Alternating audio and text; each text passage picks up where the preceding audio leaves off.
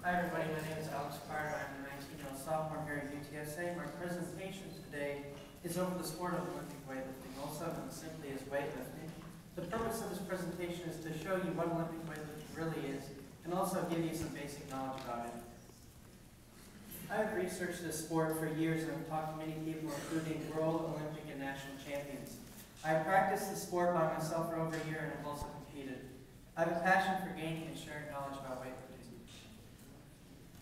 First, we're going to take a brief look at the history of weightlifting and the basics of competition. Next, we will go over proper weightlifting technique. Lastly, we'll take a look at some of the major athletes from the past and the present. It's almost impossible to trace an exact date of the first weightlifting competition. Tests of human strength in one form or another are probably older than civilization itself. Images of athletes lifting heavy objects, apparently for sport, appear in ancient Egyptian records, in Chinese texts, and in Greek carvings. The first organized weightlifting competitions began in Europe in the late 1800s, and the sport's first world champion was crowned in 1891. In those unsophisticated days, there were no divisions. The world crown went to the man able to lift the most weight, regardless of his own size. Weightlifting was on the program for the first Olympic Games in 1896 as part of athletics, but was left out of the 1900 Games. It reappeared in 1904, but didn't return into the Olympic fold until 1920 when it was admitted in its own right. In those early days, Olympic weightlifting incorporated some events that would seem strange today, but by 1932, 5 weight divisions had been established and 3 disciplines made up the competition: the press, the snatch, and the clean and jerk. In 1972, the press was abolished, leaving only the snatch and the clean and jerk. Women's weightlifting made its debut in the 2000 Sydney Olympic Games in Australia.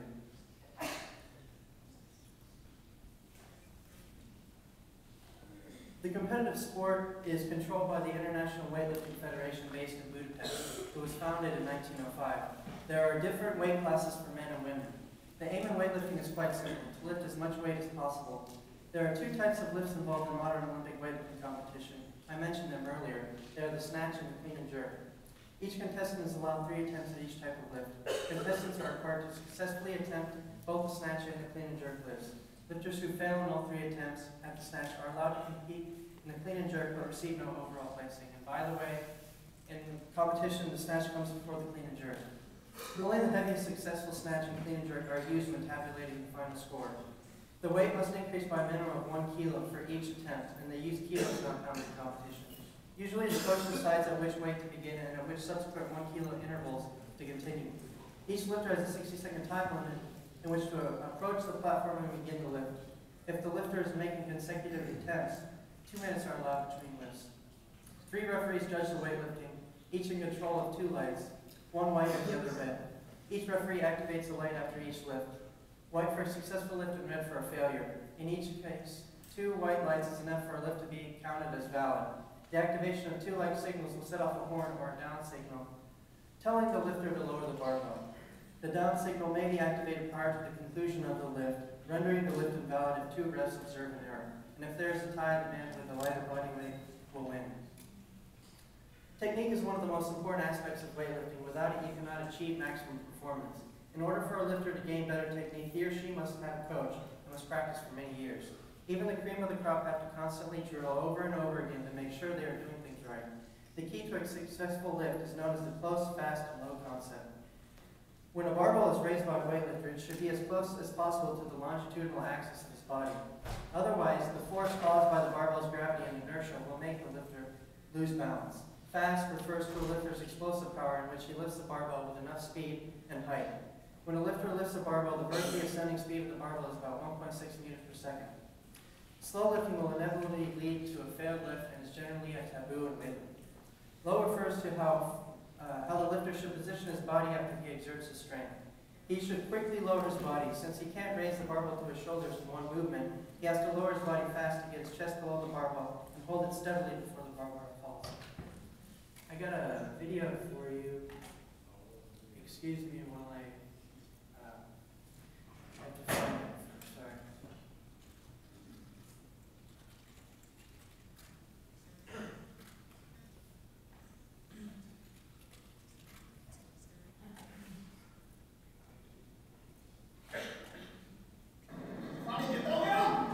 This is the snatch by the 85 kilo Olympic champion from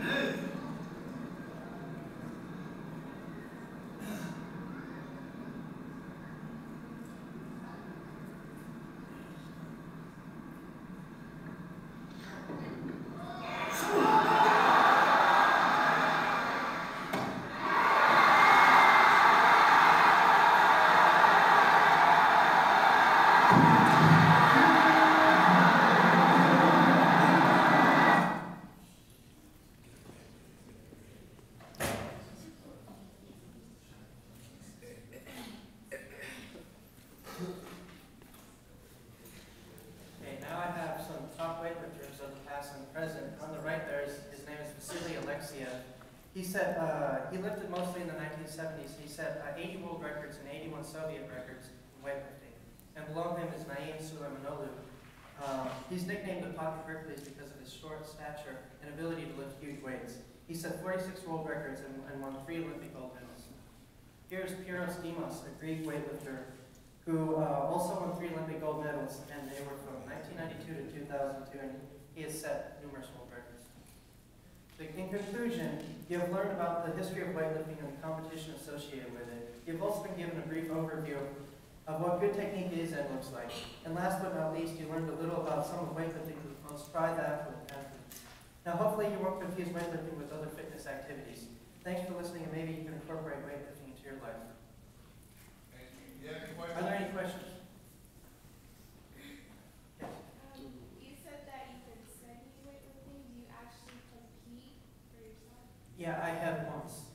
The question is, I've been studying weightlifting. Have I actually competed for myself? Yes, I have once. Anybody else? Yes. How much was that clean jerk? The clean jerk was 214 kilos, which amounts to 471 pounds. And his body weight is under 187 pounds. Okay, thank you very much.